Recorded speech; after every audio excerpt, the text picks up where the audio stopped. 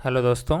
आज हम बात करने वाले हैं कट ऑफ के बारे में, जो अभी 16 फरवरी को आप लोग की एग्ज़ाम हुई है प्रीलिम्स की। इसके कट ऑफ के बारे में बात हम करेंगे और साथ ही बात करेंगे कि पेपर का क्या लेवल था और किस प्रकार से जो है आपको मेंस आगे के लिए तैयार करना है। किन किन लोगों को लगता है, मतलब जिससे मैं बताऊंगा अगर उस हिसाब से कि जो भी लोग उस दायरे में आते हैं उन लोग को मेंस की प्रिपरेशन करना शुरू कर देना चाहिए। और किस प्रकार से मेंस की प्रिपरेशन करनी है इसके लिए मैं वीडियो बनाऊंगा आपके लिए। तो अभी फ़िलहाल इस वीडियो में जो है हम चर्चा करेंगे कि जो प्रीलिम्स का पेपर हुआ है वो किस प्रकार का था और दूसरा उसका कट ऑफ किस प्रकार से जा सकता है। आप सभी लोगों को पता ही होगा, अभी तक सब लोगों ने मिलान कर ही लिया होगा प्रोविजनल आंसर की से, और सबको पता ही है कि पेपर थोड़ा सा टफ लेवल पे आया था पिछले वर्ष की तुलना में। हालांकि पोस्ट थोड़ी सी ज़्यादा है लेकिन पोस्ट से इतना ज़्यादा फ़र्क पड़ता नहीं है एमपीपीएससी को। तो पिछले साल की तुलना में थोड़ा सा टफ पेपर था। मतलब अगर मैं बात करूं पिछले साल का अगर पेपर तो इजी टू मॉडरेट था, तो ये मॉडरेट टू डिफ़िकल्ट लेवल में आता है पेपर, क्योंकि क्वेश्चंस काफ़ी ट्रिकी थे।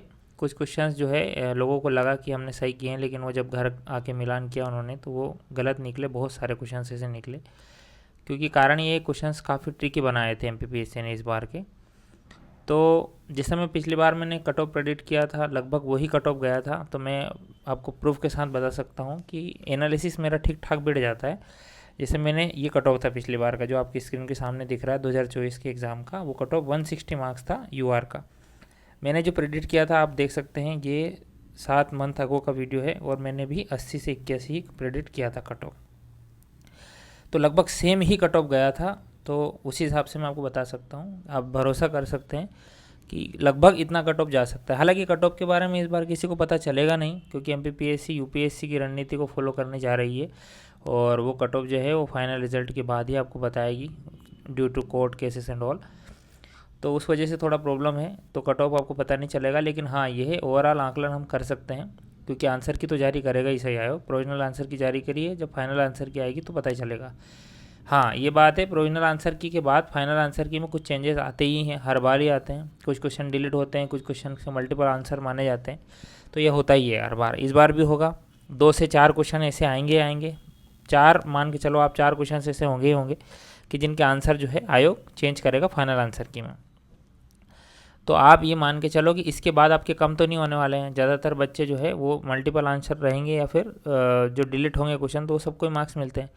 तो इसके बाद आपका बढ़ेगा ही सही, इसके बाद घटने की उम्मीद नहीं है। तो आप सभी मान के चलो कि 1 या 2 क्वेश्चन आपके बढ़ सकते हैं। तो अगर आप बाउंड्री लाइन पे है, जिस प्रकार से मैं बताऊंगा कट ऑफ, तो उस हिसाब से आप जो है प्रिपरेशन करना। कि ऐसा नहीं है कि आप मेंस की प्रिपरेशन नहीं करो और आपका प्रीलिम्स का रिजल्ट आए और आपका हो जाए और आप प्रिपरेशन नहीं करो, तो ऐसा मत करना। अगर आप 70-72 के ऊपर है तो आपको मेंस की प्रिपरेशन करनी ही चाहिए। और वैसे भी आपको मेंस करना ही है तैयार, मेंस का टफ सिलेबस हो गया है, अब सिलेबस चेंज हो गया, तो आपको मेंस तो करनी ही चाहिए कायदे से। बैठ के भी क्या करोगे, या वापस प्रीलिम्स करके क्या करोगे, क्योंकि प्रीलिम्स तो अब नेक्स्ट फरवरी में ही होगी। क्योंकि अब कोई पेंडिंग एग्जाम तो बची नहीं है कि उसकी प्रिपरेशन वापस मैं प्रीलिम्स की प्रिपरेशन करने लग जाऊँ, तो ऐसा तो होगा नहीं। तो आप मेंस की तैयारी आपको करनी ही है, वैसे भी करनी है, क्योंकि आप साल भर करोगे क्या, आपको मेंस तैयार करना ही है ना। क्योंकि जब प्रीलिम्स निकल भी जाता है आपका, अगर मेंस तैयार नहीं है था तो वो क्या ही फ़ायदा निकलता उस प्रीलिम्स निकलने का, क्योंकि मेंस नहीं होता फिर, है ना। तो हम बात करते हैं कट ऑफ पे। तो 160 मार्क्स पिछली बार का कट ऑफ गया था और पिछली बार पद थे 110 पद, ठीक है। इस बार 158 पद हैं। तो मेरे अनुमान से पेपर थोड़ा सा लेवल टफ था, तो यही जो कट ऑफ है 160 की जगह जो है, मतलब 80 क्वेश्चन रहा था पिछली बार कट ऑफ, तो 80 क्वेश्चन की जगह मेरा अनुमान ये है कि 78 या 79 रह सकता है, ठीक है। अब ये क्वेश्चन आप एक क्वेश्चन इससे कम भी मान के चल सकते हो, या मतलब 77 से 78 भी मान के चल सकते हो आप इसको। कारण ये है कि मैं आपको मैक्सिमम कट ऑफ बताऊँगा, ठीक, ताकि आप जो है फिर बाद में आपको नहीं लगे कि यार जो है हम इसमें रहे कि हम कट ऑफ के बारे में हमको जानकारी नहीं रही। हम मैक्सिमम कट ऑफ के बारे में थिंक करते हैं कि हाँ यार इससे ज़्यादा नहीं जाएगा करके, तो कि इससे ऊपर वाले जितने भी बच्चे हैं वो सब बहुत अच्छे से प्रिपरेशन करने लग जाए। बाकी मेरा ये अनुमान है कि 78 79 या फिर 77 78 जो है कट ऑफ आपका जाना चाहिए, ठीक है, सामान्य का। वहीं अगर मैं ओबीसी और ईडब्ल्यूएस की बात करूं तो ओबीसी का मुझे कट ऑफ जो लगता है वो लगता है 76 से 77, और ईडब्ल्यूएस का भी मुझे सेम ही लगता है 76 से 77 कट ऑफ ईडब्ल्यूएस का जा सकता है, ठीक है। या फिर आप मान के चलो कि अगर अंतर आएगा तो एक क्वेश्चन का आएगा, यानी ओबीसी का कट ऑफ अगर 76 77 रहा तो ईडब्ल्यूएस का 75 76 जा सकता है, ठीक है। इससे कम जाने की उम्मीद है मुझे, इस बार ज़्यादा की उम्मीद नहीं है मुझे। कारण ये है कि पेपर बहुत टफ लगा मुझे, मैं खुद ने पेपर दिया था, मुझे खुद टफ लगा पेपर। और मेरे साथ वाले जितने भी बच्चे थे पहले जितने बच्चे क्लियर हो रहे थे उनका भी स्कोर घटा ही है। तो 77 78 के लगभग मान लो आप यूआर का, उसके बाद ओबीसी 76 77, ईडब्ल्यूएस 75 76, और जो एससी है, एससी का कट ऑफ मेरे ख्याल से 71 से 72 या 73 के आसपास जा सकता है, ठीक है। और एसटी का कट ऑफ जो है वो 68 से 70 के आसपास जा सकता है, ठीक।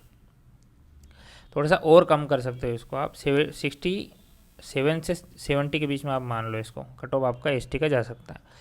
वहीं अगर मैं प्रोविजनल सूची की बात करूं तो मुझे जहां तक लगता है कि 77 के ऊपर या 76 के ऊपर जो है प्रोविजनल में आपका नाम आ सकता है, ठीक है। तो ये कट ऑफ की बात मैंने कर लिया, आपको पेपर मैंने बता ही दिया, आपको पेपर हल्का सा टफ आया था।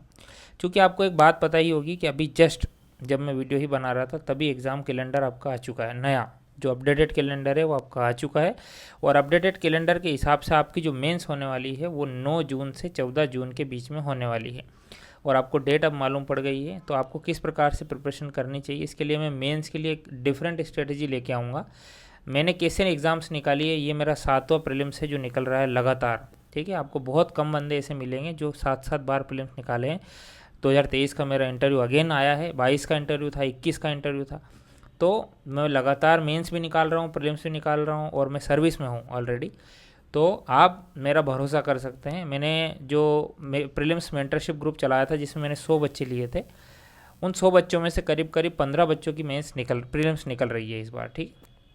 और बाकी भी बाउंड्री लाइन पे ही है, लेकिन 15 तो ऐसे बच्चे हैं जिनका 100% निकल रहा है। तो मैं श्योरिटी के साथ इस बात को कह सकता हूँ कि आपको किस प्रकार से स्ट्रेटजी तैयार करनी चाहिए, किस प्रकार से आपको पढ़ना चाहिए, ये मैं चर्चा आपको करूँगा। और अगर वो मैं अपना अनुभव के आधार पर बता सकता हूँ आपको कि अगर वो स्ट्रेटजी आप फॉलो करोगे तो ज़रूर आपका सिलेक्शन होगा, ठीक है। क्योंकि हो रहा है बच्चों का, मेरे साथ जितने बच्चे हैं लगभग हर बार पास हो रहे हैं, वो मेंस में भी पास हो रहे हैं। तो जिनका प्रीलिम्स निकल रहा है, मेंस नहीं निकल रहा है, तो वो उस स्ट्रेटजी को फॉलो कर सकते हैं।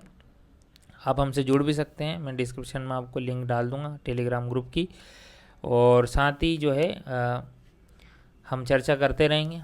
मुझे टाइम थोड़ा सा कम मिलता है, इस वजह से वीडियोस कम आते हैं, ट्रेनिंग थोड़ा सा हार्ड पोजीशन में होती है, आपको खुद को पता होगा ये बातें, तो उस वजह से वीडियोस थोड़े कम आते हैं। लेकिन कोशिश करूँगा मैं कि 8-10 दिन जो है थोड़ा सा वीडियो बना के आपको मेंस के लिए गाइड अप जरूर करूँ, ठीक है। बहुत बहुत धन्यवाद आपका।